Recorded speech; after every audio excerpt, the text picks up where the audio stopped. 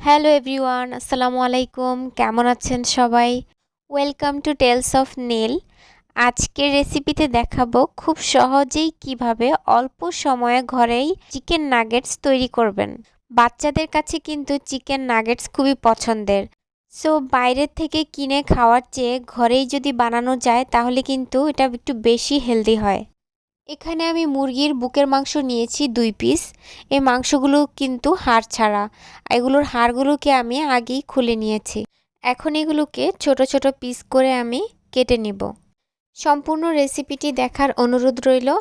আর ভিডিওটি ভালো লাগলে অবশ্যই লাইক এবং শেয়ার করবেন। আর আমার ইউটিউব চ্যানেলটি সাবস্ক্রাইব করবেন।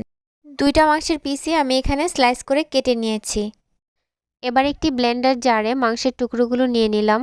এরপর দিয়ে দিচ্ছি মিডিয়াম সাইজের 2টি পেঁয়াজ। পেঁয়াজগুলো আমি এখানে কুচি করে দিয়েছি।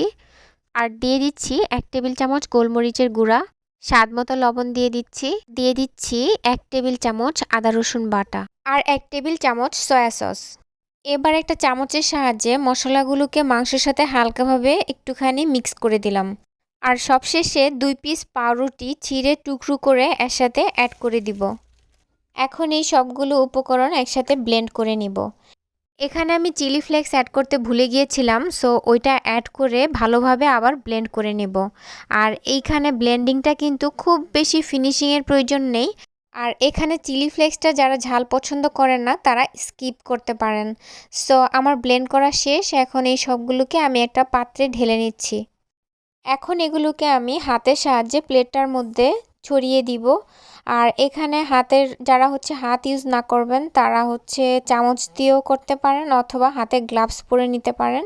সো আমি এগুলোকে ভালোভাবে হাত দিয়ে চেপে চেপে ছড়িয়ে দিচ্ছি সম্পূর্ণ প্লেটের মধ্যে। সো আমি এটাকে এর চেয়ে আর বেশি ছড়াবো না, যেহেতু আমার প্লেটটা এখানে বেশ বড়। আর এখন একটা ছুরির সাহায্যে এগুলোকে আমি সাইজ মতো করে কেটে নিব। এখানে কোনো ধরা বাঁধা নিয়ম নেই, আপনারা আপনাদের পছন্দ মতো শেপে এটাকে কেটে নেবেন। আমি একটু বড় করেই কাটছি। রেসিপিটি ফলো করে অবশ্যই নাগেটস বানানো ট্রাই করবেন এবং কমেন্টস করে জানাবেন কার কেমন হয়েছে। সো আমি এখানে সবটুকুকে আমার মন মতো সাইজ করে কেটে ফেললাম। এখন এই কাটা অংশগুলোকে হাত দিয়ে আলগা করে দিব, যাতে পরবর্তীতে এগুলো ভাজতে সুবিধা হয়। আর এই পর্যায়ে আমি এই সবগুলোকে তুলে রাখলাম এক সাইড করে। এখন একটা পাত্রে একটা ডিম ভেঙে নিলাম। আর এই ডিমটা আমরা কোটিংয়ের জন্য ইউজ করব। দিয়ে দিলাম একটুখানি লবণ। এখন ডিমটাকে ভালোভাবে ফেটে নিলাম। এখন আরেকটা পাত্রে আমি অল্প কিছু ব্রেড ক্রাম্বস নিয়ে নিলাম। এটা আমি অল্প অল্প করে নিয়েছি, যতটুকু লাগবে ততটুকুই এখানে ইউজ করব। এখন একে একে কেটে রাখা টুকরোগুলোকে প্রথমে ডিমের মধ্যে চুবিয়ে তারপর ব্রেড ক্রাম্বসগুলো দিয়ে কোটিং করে ফেলবো। এখানে ডাবল কোটিং করার কোনো প্রয়োজন নেই, একবার কোটিং করলেই হবে, তবে এটা একটু ভালোভাবে করতে হবে।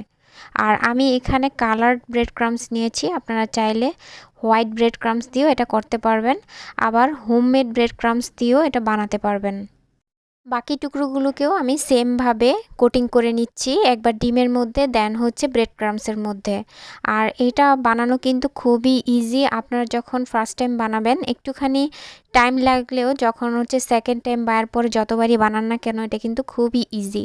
আর যেহেতু এই খাবারটা বাচ্চারা খুবই পছন্দ করে, আবার বড়রাও পছন্দ করে, সো এটা কিন্তু আপনারা বাজার থেকে না কিনে বাসায় বানিয়ে নিতে পারেন। সো আমি এখানে সবগুলো টুকরোকে ব্রেড ক্রাম্বস দিয়ে কোটিং করে ফেলেছি।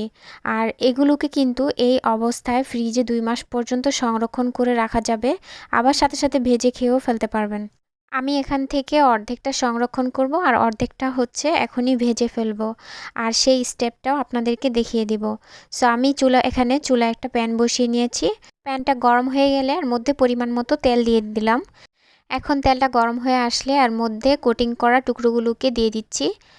চুলার তাপটা অবশ্যই মিডিয়াম লো হিটে রাখবেন, কারণ খুব বেশি হাই হিটে রাখলে উপরে কোটিংগুলো পুড়ে যাবে, ভিতরে মাংসগুলো কাঁচা থাকবে। সো চেষ্টা করবেন একটু লো হিটে এগুলোকে ধীরে ধীরে ভেজে নেওয়ার জন্য। এতে কালারটা খুব সুন্দর আসবে, আবার ভিতরেও সুন্দরভাবে সিদ্ধ হবে। আর এখানে অল্প অল্প করে দিয়েই আমি ভেজে নিব, খুব বেশি একেবারে দিব না। এক পাশটা খুব সুন্দরভাবে লাইট ব্রাউন হওয়া পর্যন্ত ওয়েট করব। তারপর হচ্ছে এগুলোকে হালকাভাবে উল্টে দিব। খুব বেশি বারবার উল্টানোর প্রয়োজন নেই, তবে যেহেতু আঁচটা মিডিয়াম লো হিটে রাখলে আপনার হচ্ছে এটা পুড়বে না আর আপনি নিজেই বুঝতে পারবেন কখন উল্টাতে হবে। অপর পাশটাও আমার ভাজা শেষ। দেখেন কি সুন্দর লাগছে দেখতে, কালারটা কিন্তু খুব দারুণ হয়েছে আর খেতেও কিন্তু খুব ইয়ামি ছিল। আপনারা অবশ্যই এটা ট্রাই করবেন। সেম প্রসেসে আমি বাকি নাগেটসগুলোকেও ভেজে নিলাম। এই যে দেখেন আমার ভাজা কিন্তু শেষ। আর দেখেন কি দারুণ হয়েছে দেখতে। তো আমি এখানে একটা নাগেটস এখন সবাইকে ভেঙে দেখাবো। এই যে দেখেন কি সুন্দর ভিতরটা, আর খেতেও কিন্তু খুব মজা।